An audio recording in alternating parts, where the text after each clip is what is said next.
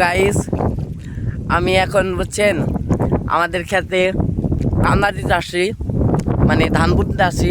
সাথে আমার আব্বু, আমার দুই ভাই, এই যে এক ভাই আর এই যে আরেক ভাই। তিনি আমাকে এখন আলিমোনা শিখাবে। তো ভাই একটু আমাকে দেখে দিন কেমনে বলতে হয়। আসসালামু আলাইকুম। তো আজকে আমরা ধানের চারা রোপণ করতে আসছি। তো আপনাদের আজকে সেই বিষয়টা শেখাবো যে কিভাবে আপনারা ধানের চারাগুলো রোপণ করবেন। সর্বপ্রথম আপনারা কি করবেন, ধানের চারা যখন রোপণ করতে যাবেন দেখবেন যে আপনার ধানের আটি থাকে একটা, সেই আটি থেকে আপনারা যতটুকু হাতে সম্ভব আটকে ততটুকু পরিমাণ আপনি হালে আলাদা করে নেবেন। তো এটা ছিঁড়ে ভালোভাবে এটা এই নিচে যদি মানে গোড়াতে যদি কোনো ময়লা থেকে থাকে সেটাকে আপনারা সুন্দরভাবে পরিষ্কার করে হাতের তালুতে এভাবে সমান করে নেবেন। সমান করার পরে আমরা মূলত এক হাত পরিমাণে 3টা চারা রোপণ করব।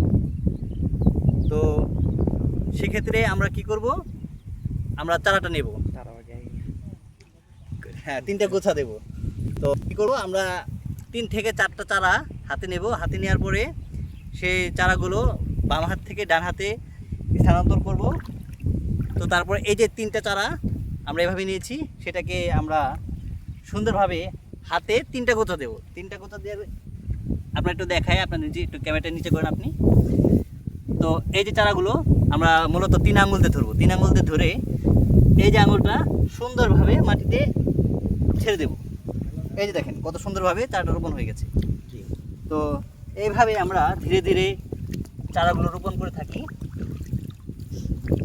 তো আপনাদের যদি কারো নতুন নতুন কান্দা লাগে আমাদের বলবেন। এখানে কর্মজীবী আছে, কৃষক আছে, চাকরিজীবী আছে, তারা সবাই, হ্যাঁ প্রবাসীর লোকরা আছে। তো প্রবাসী এখনও যায়নি, তো ইনশাল্লাহ আশা করি যে প্রবাসী যাওয়ার ব্যবস্থা হয়ে যাবে। আপনারা দোয়া রাখবেন তার জন্য, এবং আমাদের সবার জন্য দোয়া রাখবেন যাতে আমরা সুন্দরভাবে যে ক্ষেতটা রোপণ করার জন্য এসেছি এটা সুন্দরভাবে ক্ষেতটা সম্পূর্ণ করে বাড়ি ফিরতে পারি। আসসালামু আলাইকুম।